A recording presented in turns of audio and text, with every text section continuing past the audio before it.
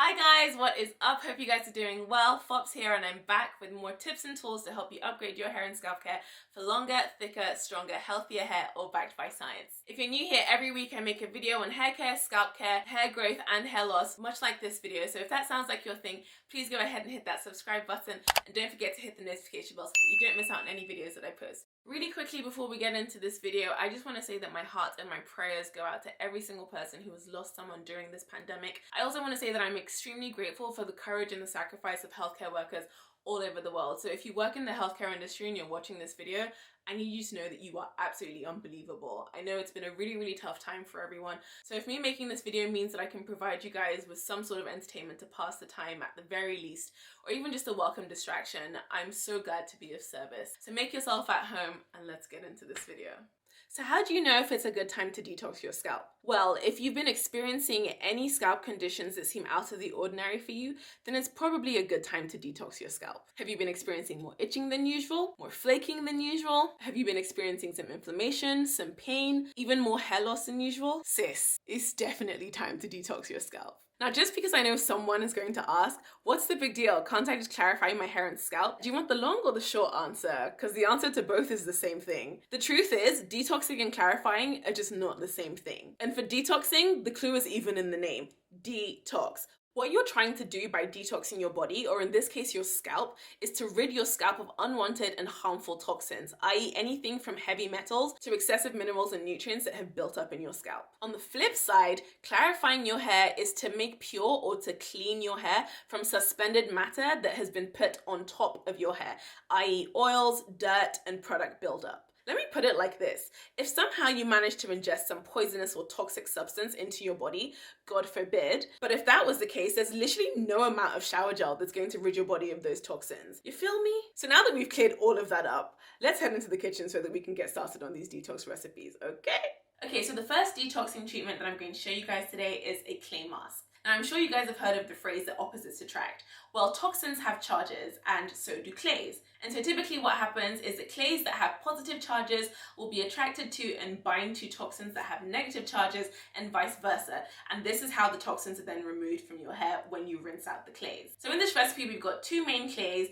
One clay that has a positive charge, and that's going to be our kaolin clay, and one clay that has a negative charge, and that's going to be our good old bentonite clay. Now, kaolin clay has a small positive charge, whilst bentonite clay has a high negative charge. Now, we're not going to worry too much about the fact that the kaolin clay only has a small positive charge, and that's mainly because most toxins have a positive charge. And so what's most important is that we have a clay that has a high negative charge so that it can bind to the toxins that have a positive charge. And whatever is left, the kaolin clay will take care of. Now, to get started on this recipe, you are going to need a glass or a plastic bowl, as well as a plastic or a silicone spatula.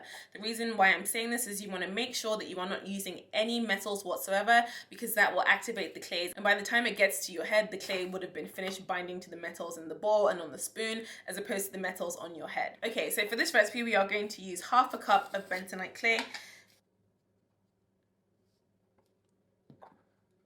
And then we're going to use a quarter cup of kaolin clay. So the next thing that we want to do is we want to go ahead and add in our liquids. Now what we do want to do is make sure that the liquid mix we are using is slightly acidic. And the reason for this is because an acidic mixture will increase the positive charge of the kaolin clay whilst decreasing the negative charge of the bentonite clay. So seeing as we've already established that we only have a small positive charge for the kaolin clay and a high negative charge for the bentonite clay, if we have an acidic mixture, then what that will do is that will increase the positive charge of the kaolin clay without decreasing the negative charge of the bentonite clay too much. So we're going to take 1 cup of distilled water. You want to make sure you're not using tap water for this, just because tap water has toxins in it.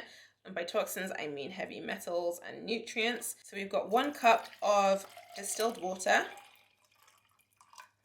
And we are going to add 1/4 teaspoon of apple cider vinegar with the mother, specifically with the mother. And that should give us an exact pH of about 5.5. Now I've got my litmus paper here, so we're going to test that out just to make sure.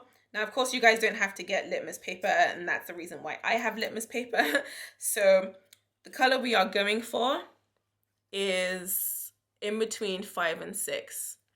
So we're going for something about here. So this shouldn't really change much color. And there we have it. It's about 5.5. So now that we've got our perfectly slightly acidic mixture, we're going to go ahead and we are going to mix in that mixture with the clay. If you have a plastic whisk, you also can use that just to get rid of the lumps. But honestly, it shouldn't really matter so much just because once it goes on your hair, you're going to smush it in there anyway. But if the lumps are frustrating you, you can use a whisk. Now I know it still seems a little bit watery, but the clay is going to swell and it is going to end up looking a lot more paste-like. Now the last thing we're going to add in is some tea tree essential oil. Now the reason for this is whilst the clay is going to absorb the heavy metals, the impurities, and the chemicals from your scalp, the tea tree essential oil has a lot of antimicrobial and antiseptic properties, so this will help in removing buildup of dead skin from your scalp, as well as increasing the oxygen and the nutrient supply to the hair follicles and treating and protecting the scalp from infections in the future. So we're going to go ahead and we're going to add about 7 drops of that. So the clay is pretty much good to go. You might want to leave it for a few minutes to sit so that it can finish swelling before you then apply it to your hair. Now this next scalp treatment is more of a scalp oil mixture. It's something that you can choose to use as a treatment on its own, or you can choose to use it in tandem with the clay mask as part of a scalp detox. Now it's specifically for people who are experiencing a little bit more inflammation, or if you are experiencing a bit more itching than usual, using the scalp oil treatment before you use the mask can go a really long way to making sure that it reduces the itching, as well as reducing some of the flaking that you might be experiencing. Now the first ingredient we're going to be using for the scalp mixture is some jojoba oil. So we're going to be using 2 tablespoons of jojoba oil. The measuring spoon I'm using right now is a half tablespoon, so I'm going to need 4 of these. Now the main reason I'm using jojoba oil instead of any other oil is just because jojoba oil closest resembles the scalp sebum, and so it will be more palatable with the majority of scalps. The 2 final things we're going to do is we're going to add some essential oils. The first essential oil we are going to add is some lavender essential oil just to help with easing the scalp, and we're going to add about 5 drops of that. The final essential oil we're going to be adding, which is the main star of this scalp treatment, is some juniper tar essential oil. This is also known as cade oil, and the reason we're using this is because it's well known for soaking up impurities that have been left on the scalp. It's also really good for permeating the scalp to detoxify the hair follicles, and it has antifungal qualities, which means that it will help to decrease dandruff and itching.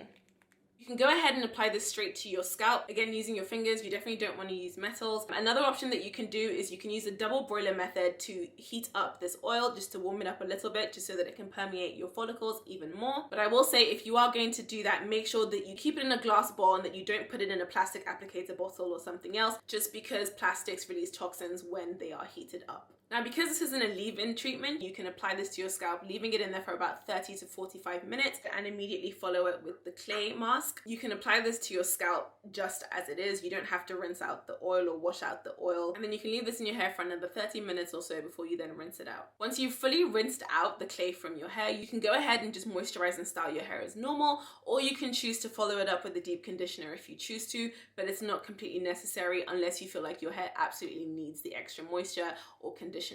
Now, I do want to make a quick disclaimer. If you are going to be using the juniper tar oil or the cade oil, there are some contraindications.